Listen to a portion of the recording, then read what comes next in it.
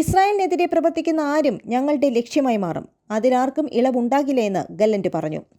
ഗസയിൽ ഇത് ദൈർഘ്യമേറിയതും കടുത്തതുമായ യുദ്ധമായിരിക്കുമെന്ന് അദ്ദേഹം പറഞ്ഞു. അതിന് അതിൻ്റെതായ വലിയ വില നൽകേണ്ടി വരും. എന്നാൽ അത് ന്യായീകരിക്കപ്പെടും.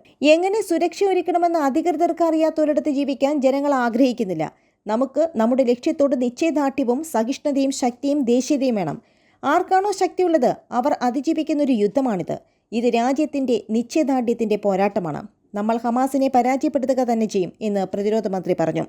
ഹമാസിനെ തുടച്ചു നീക്കുമെന്ന് പ്രഖ്യാപിച്ച് ഇസ്രായേൽ ആരംഭിച്ച യുദ്ധം 3 മാസത്തേക്ക് കടക്കുന്ന പശ്ചാത്തലത്തിലാണ് പ്രതിരോധ മന്ത്രി യോവ് ഗലന്റിന്റെ പ്രസ്താവന.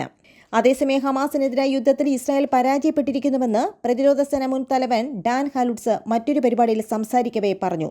ബെഞ്ചമിൻ നെതന്യാഹു പ്രധാനമന്ത്രി പദവിയിൽ നിന്നിറങ്ങിയാൽ മാത്രമേ ഇസ്രായേലിന് വിജയം കൈവരിക്കാനാകൂവെന്നും അദ്ദേഹം പറഞ്ഞു. ഇസ്രായേലിലെ ഹൈഫയിൽ സർക്കാർ വിരുദ്ധ പ്രക്ഷോഭകരുമായി നടത്തിയ സംഭാഷണത്തിലാണ് ഡാൻ ഹാലുട്സിന്റെ പ്രസ്താവന.